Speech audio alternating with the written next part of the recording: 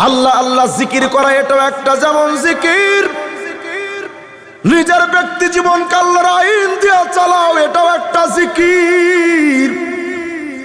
লা ইলাহা ইল্লাল্লাহ বসে বসে তাসবিহ টেপা এটা যেমন একটা জিকির, রাষ্ট্রীয়ভাবে আল্লাহর আইন বিধান দিয়া রাষ্ট্রের বিচার কার্য চালানো এটাও বড় একটা জিকির। শুধু জিকির মানে লা ইলাহা ইল্লাল্লাহ বা ইল্লাল্লাহ আল্লাহ আল্লাহ জিকির করাই জিকিরের সীমাবদ্ধতা নয়। আল্লাহ পাক বলেন বান্দারে শোনো, ওয়ামান আরাদা আন যিকরি ফাইন্না লাহু মাঈশাতান যাকা। আমি আল্লাহ পাক আমার বিধান তোমাদের জন্য দিলাম। ব্যক্তি জীবনে আমি আল্লাহর আইন দিয়া ব্যক্তি জীবন চালাও, পারিবারিক জীবনটা আমি আল্লাহর আইন দিয়া চালাও, সামাজিক আর রাষ্ট্রীয় জীবনটা আল্লাহর আইন দিয়া চালাও, আন্তর্জাতিক মহলটা আল্লাহর আইন দিয়া যদি চালাইতে পারতা। আলা বিযিকরিল্লাহি তাতমাইন্নুল কুলুব। আল্লাহর জিকির দিয়া যদি ব্যক্তি জীবন চালাও, হয়তো ব্যক্তি জীবনে তুমি ফকির মিসকিন অসহায়, টাকা পয়সাও নাই, হয়তো তুমি গরিব, আল্লাহর বিধান মেনে তুমি যদি চলো অন্তরে এমন শান্তি পাইবা যেই শান্তিটা কোটিপতিরাও পাবে না। ওয়াদাটা কার? বলেন না কার? আর যদি আল্লাহর বিধান অমান্য কইরা হারাম কাজের সাথে জুড়ে তেলে যদি চলো, সুদের টাকা, ঘুষের টাকা, হারাম টাকা, যৌতুকের টাকা, দুর্নীতির টাকা নিয়ে যদি বিদেশি প্রভুদের দালালি করা টাকা নিয়ে যদি চলো, আল্লাহ বলেন ফাইন্না লাহু মাঈশাতান যাকা। তুমি ব্যক্তি জীবনে হয়তো টাকাওয়ালা হইবা, শিল্পপতি হইবা, বিশতলা বিল্ডিং এর মালিক হইবা, তবে আল্লাহর বিধান অমান্য কইরা যদি ইনকাম করো, আরে তোমার বিশতলা বিল্ডিং এর এসির বাতাস তোমার হাত পা ঠান্ডা করতে পারে, কিন্তু আল্লাহ যে গজব তোমার অন্তরে চালায়া দেয়, এই আল্লাহর গজবের আগুনকে এসির বাতাস দিয়া ঠান্ডা করা যাবে না। এজন্য এক ফকির রেল স্টেশনে ট্রেনের মধ্যে উঠে এক ফকির এক মিসকিন গান গাইতেছিল, কয় পাঁচতলাতে নাহি রে শান্তি শান্তি আছে গাছতলা, সেই শান্তি তুই পাইবি যদি আল্লাহর জিকির করে দেখ নিরালায়। পাঁচতলাতে নাহি রে শান্তি শান্তি আছে গাছতলায়। শান্তি দেওয়ার মালিক কে? নানুপুরি হযরত একটা কথা বলতেন প্রায় সময়, ভাইরা হারামে আরাম নাই, হারামে আরাম নাই। ফকির মিসকিন অসহায় গরিব সারাদিন ভিক্ষা করেছে, ওর টাকাও হালাল, ভিক্ষার টাকা, সারা দিন ভিক্ষা কইরা হালাল টাকা খাইয়া রেল স্টেশনে মাথার নিচে ইট মাথায় দিয়া ঘুমায়, ইটে মাথা রাখতে দেরি হয়, ঘুম আসতে দেরি হয় না। আর হারাম খোরদের 10টা ট্যাবলেট খাইলেও এমন ঠাড়া পড়ে তার কপালে ঘুমের ফায়সালা হয় না। শান্তি দেওয়ার মালিক কে? এই লোকটা যে শান্তি পাইল না শুধু একটাই কারণ, সে ব্যক্তি জীবনে আল্লাহর আইন মানে নাই। বিস্তারিত লম্বা কথা বলার সুযোগ নেই। পারিবারিক জীবন আল্লাহর আইন দিয়া পরিবার চালাও। পারিবারিক জীবনে আল্লাহর আইন যদি না মানো, পারিবারিক জীবনেও শান্তির সম্ভাবনা নাই। বিয়ের সময় যুব সমাজ আল্লাহর আইন সামনে রেখা বিয়া করা দরকার। আল্লাহর হাবিব বলেন শোনো, তুনকাহুল মারআতু লিআরবাইন লিহাসাবিহা ওয়া লিজামালিহা ওয়া লিমালিহা ওয়া লিদীনিহা ফাজফার বিযাতিদ্দীন। বিয়ে তো করা হয়, সৌন্দর্যও দেখা হয়, বংশ পরিচয় দেখা হয়, যৌতুক নিবে যত টাকাওয়ালাও দেখা হয়, বিভিন্ন জিনিস দেখা তো বিয়ে করা হয়, আবার দিনদারিত্ব দেখাও তো বিয়ে করা হয়।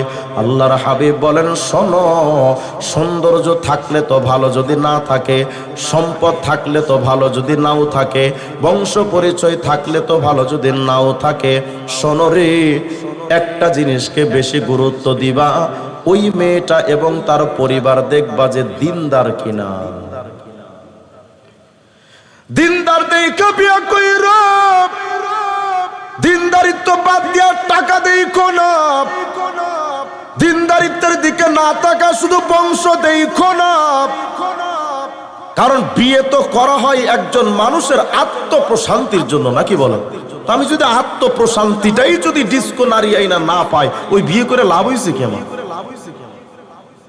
এখন তো আমাদের বিয়ের ক্ষেত্রে দিনদারিত্ব দেখা হয় না, বদ্দিন নারী, ভেস্টা নারী, ডিস্কো নারী, এগুলোকেই দেখা হয়। ফলাফল, যেই মেয়েটা বিয়ের আগে আল্লাহরেও মানতো না, বিয়ের পরে ওই মেয়েটা তার স্বামীকেও মানে না। কত ভাই, হিসাব তো ক্লিয়ার।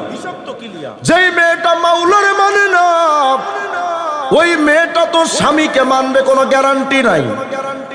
দিনদার নারী যদি বিয়ে করতাম, আল্লাহর ভয় যেই মেয়েটার মধ্যে ছিল, এমন একটা মেয়েকে যখন বিয়ে করবা, স্বামীর সামনে যেমন আল্লাহর ভয়ে সে অন্য পুরুষের সাথে পরকিয়া করবে না, ওর অন্তরে আল্লাহর ভয় যদি থাকে, এই বউটা রাইকা তুমি বিদেশে প্রবাসে যাও, ও আল্লাহর ভয়ে কোনো পুরুষের সাথে পরকিয়ায় জড়াবে না, কারণ ওর ভেতর তো আল্লাহর ভয় আছে।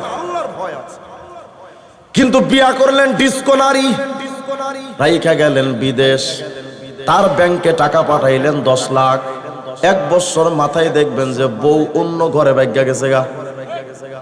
আপনাদের কুমিল্লায় তো নাই এগুলা, নাই, কুমিল্লা এটা ফ্যাক্টরি। যেই মেয়েটা আল্লাহরে মানে না, ওই মেয়েটা ঘরে আইসা সর্বপ্রথম যে কাজটা করে, এই ছেলে থেকে তার পরিবারকে ডিসকানেক্ট করে, পরিবার থেকে আলাদা করে ফেলে। ছেলেটা বাপ মার সাথে সম্পর্ক রাখতে দেয় না, ভাই বোনের সাথে সম্পর্ক রাখতে দেয় না, সে নিজে হয়ে যায় দাজ্জাল। কত হয়, সে নিজে হয়ে যায় মাতবার। মাতবার যখন বউ হয়, স্বামী তো শুধু একটা পুতুল। কত হয়, এই পুরা পরিবারের মাতবারটা এখন মহিলার হাতে যখন চলে আসে, বলেন তো মুমিন, যেই পরিবারের মাতবার হয় মহিলা, ওই পরিবারে তো অনেক শান্তি। কথা হয়, শুধু অশান্তি।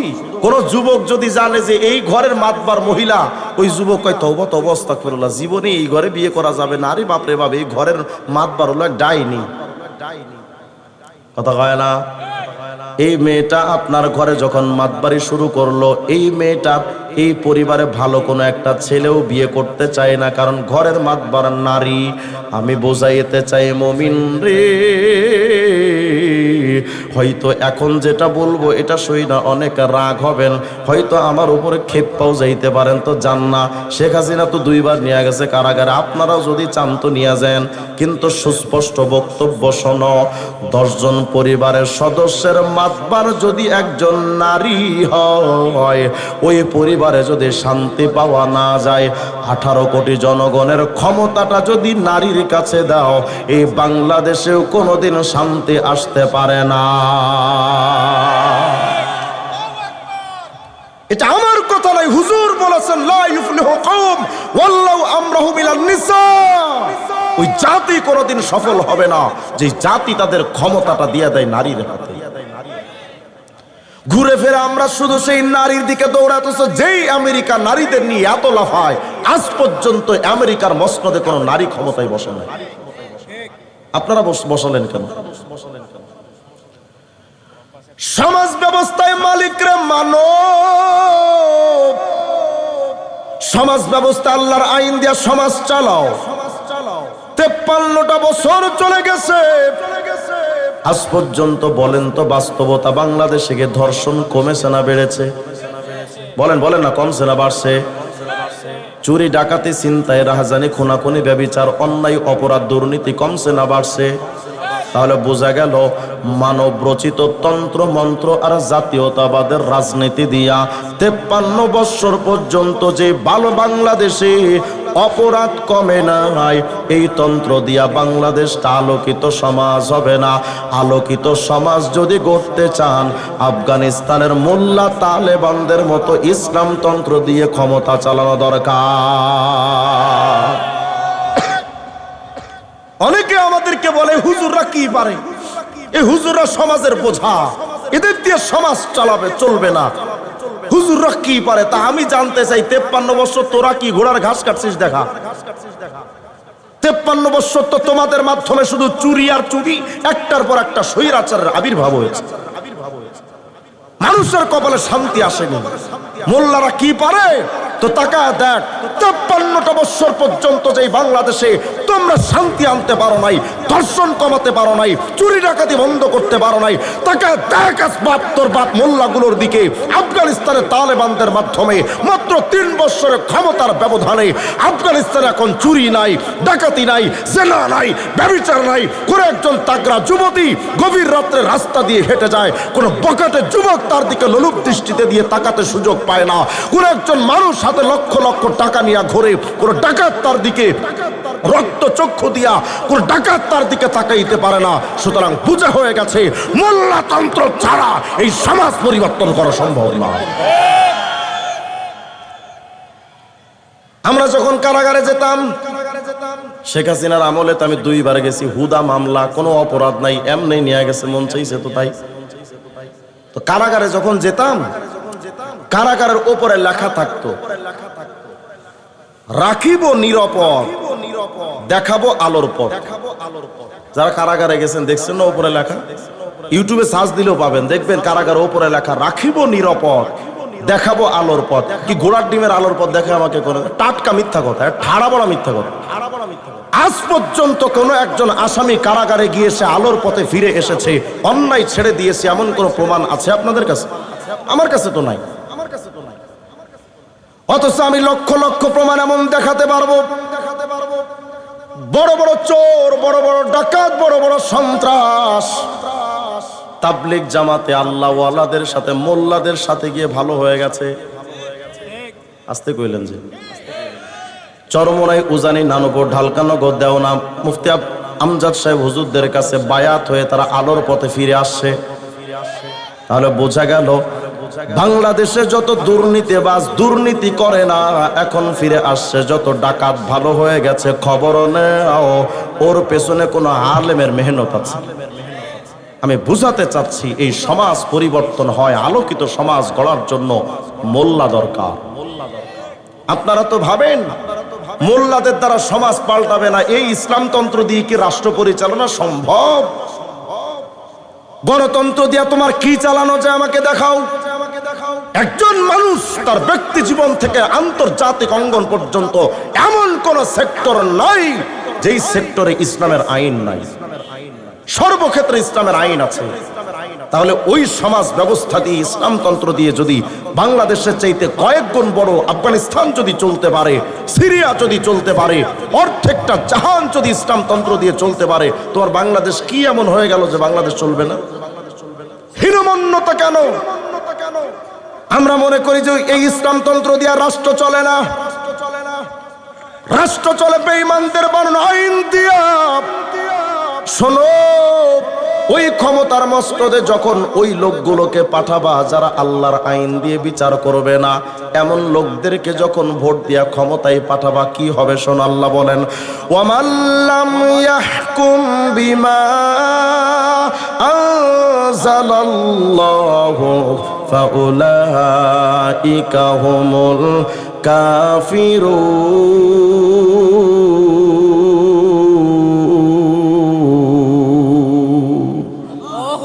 আরেক আয়াতে আছে উলাইকা হুমুল ফাসিকুন, উলাইকা হুমুজ জালিমুন।